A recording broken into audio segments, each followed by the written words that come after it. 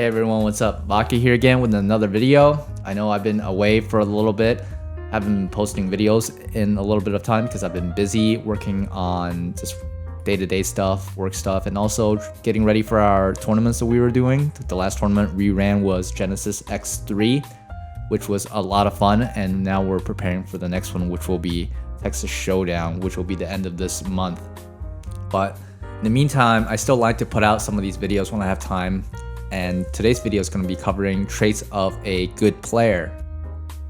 You can try to take some of these traits and apply to your own game, try to improve your own game, but I've noticed a lot of what makes a good player is that they always focus, I think, on these traits, or at least they have to have these traits. And I want to just get them to get into it really quickly. And the first trait is consistency. So if you want to be a better player, you will need to have good consistency. And I want to say this is one of the easier things to work on because it's very straightforward to work on consistency. Just like practicing for art or music or anything like that, to get better at doing it, you want to practice consistently. And having consistent, dedicated practice and exactly doing what you want is the basic minimum of what you need to have to be a good player. For example, you need to be able to execute all your special moves and all your super moves, whatever the mechanics your game has. You need to be able to do it instantly without having to think about it, so that you are not spending a lot of time thinking how to do things, but what to do. I've emphasized that in my past videos, but having consistency, having your Dragon Punch come out every time that you need it to come out, is what you at the minimum would need. So therefore, you want to practice those. You don't need to put much thought into it, but you just need to say, I need to be able to do 10 in a row, Dragon Punch for one side and the other side. So having good consistency is the number one minimum what you need to have as a good player. Number two would be to have a clear game plan. Now this is when you start to get a little better. You know how to play the game, you know how to do the moves, and now you're fighting your opponents, and I see a lot of newer players not actually having a game plan, and this happens to me as well when I'm picking up new characters and trying to learn a game. I don't know exactly what the game plan of the character is, especially of a type that maybe I'm not used to playing. Like if I were to pick up Dalsum, for example, I typically been in the past, I play Zangief, so playing Dalsum, the game plan is going to be a little bit different, especially against different characters. Now, I know I have to keep them out, but how do I keep them out? What distance do I need to keep the opponent at? So in a way, playing Zangief is actually pretty easy for step number 2 for me, because for most games, his game plan is just to get next to you and grab you and make you guess. So that's Zangief's game plan for pretty much any grappler, because they can't do any damage away from you. They have to be next to you. And the other player's game plan is that they want to keep you away. So knowing your own game plan and sticking to that game plan is the next thing that you need to develop for your game, instead of just, if you're a Ryu or something, jumping around and throwing fireballs and hoping they land on them. It's not really a game plan. So you want to think about it.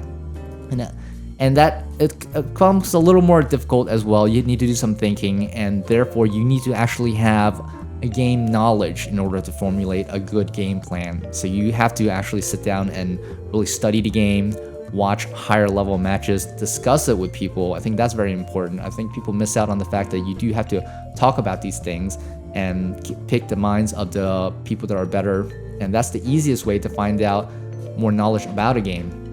Also know the mechanics of your game and why those mechanics exist, and what are the strengths and weaknesses of those mechanics. And finally, the matchups. Of course, game plans will change depending on the matchup. And for Zangief, it's mostly the same for all matchups. You need to get close. Therefore, that's why I say his game plan is pretty simple. You don't need to think too much about it. But since picking up other characters for other games, I need to think a little more. For example, for Dictator, for CVS2, his game plan is a lot different than what I'm used to. You want to pick when to fight and not fight too much, because he's not very good at one-on-one fighting until he has meter. Then he can start doing things and mixing people up and making them scared. Therefore, that's his general game plan, because he's so strong with meter, and when he doesn't have meter, you really need to be really wily and be able to get around other stronger characters like Sagat or Blanca's. So you need to develop a good game plan against those character matchups. Now, number 3, finally, would be the last thing you would work on once you think you have a clear game plan, you understand the game mechanics, you know how the game works, you think you have a grasp of the matchups, and of course you can execute everything you want to do, would be adaptation. And this is probably the hardest thing to work on, adaptation and being able to adjust to what your opponent is doing. Now, the best players, they can watch maybe like a single round, maybe even half a round, and see what your tendencies are and adapt to you very quickly. They may lose even the first round, but then immediately you're like, oh yeah, I'm doing well against this strong player. But in reality, you're just showing them all your cards and exactly what you're doing, so that they now know exactly how to formulate their game plan against you specifically. Now, for the better players, they'll realize this is happening and they're also collecting data on their opponents. So therefore, it's always a back and forth of adaptation. So they have to see, oh, he's reading my tendencies now I need to adjust what I'm doing here. The last time I threw a dragon punch on because I was reversing and thinking he was going to do something, and this time maybe I won't do that. So there comes the Yomi, the reads on what your opponent is going to do, and you have to adapt to what they're doing to capitalize on your advantages. And this is kind of hard because a lot of people, they get pretty good, especially I want to say mid-level players. They'll have a solid flowchart, but then when it comes to adaptation, they won't be able to adapt, and therefore they will also lose to the top players. And I find that myself as well. I do find that sometimes I am going into a flowchart sometimes, and I get called out on the same things I do. And especially when I'm playing against like Riz or something, he has a read on me, and a lot of times he'll know when to jump my fireballs. And I must be showing him some cards, things, the tendencies that I like to do. So he has good read on me, and I am not adapting fast enough. So therefore, I need to go back and think about it. So, okay, how is he getting me all this time at this specific moment? How come he can always seem to jump in on me? What am I doing and not adapting to what he's doing because he is seeing what I'm doing? And that's where the interesting part of fighting games comes in, when you start doing these types of adaptation, and that's how you ultimately improve as a player.